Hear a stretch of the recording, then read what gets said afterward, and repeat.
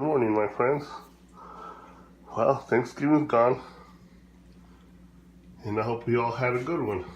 Today, for lunch, I'm making some Albondigas, just ground beef meatballs, basically just cilantro, onions, and tomato.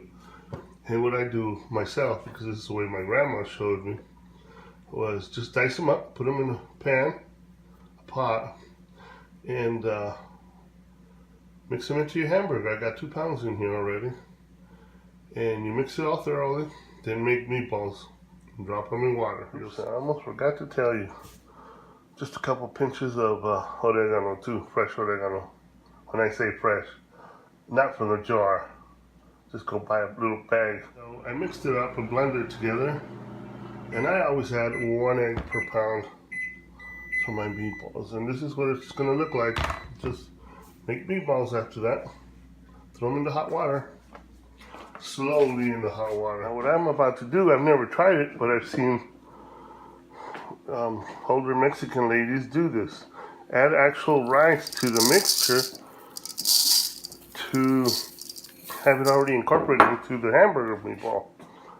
Even though I'm still going to put rice on the broth. A couple of meatballs here just to show you. I brought the water up to a boil. Now I dropped the temperature so that it won't be a rolling boil, but we know it's there. Why? Because when you put the meatballs in slowly, if it's rolling, it's going to disassemble them.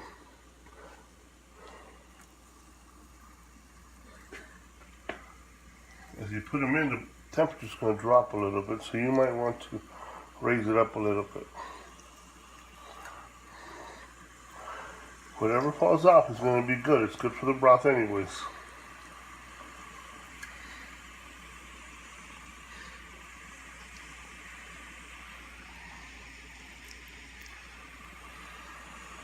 You notice that the temperature went down, so I go up a little more.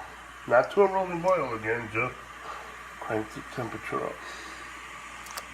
And don't disturb those meatballs or start getting hard.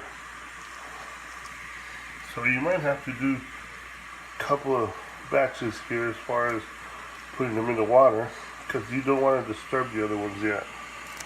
So you don't want to move them to make room for some new ones.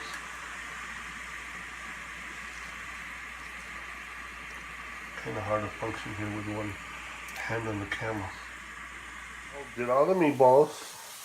So we got it. Still don't want to disturb them, because as I was putting the meatballs in, the temperature would drop, and I put some more, stop, put the temperature up, and just keep doing that until you know that the hamburger is set.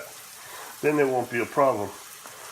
But even though we have rice in the mix already, I'm just going to add a little more. Why? Because I like rice in my albondigas. Albondigas al estilo Panchito. In English, Frankie style. Okay, so I raise the temperature, bring it to boil, and then, well, I did put the rice. My rule of thumb is rice takes 17 minutes. So once you bring the rice to boil, drop it to about 2, cover it up.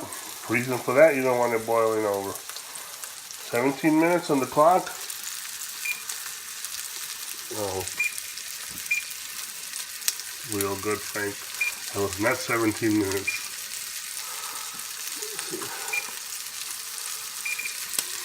For 14 hours. Maybe I should just go to sleep.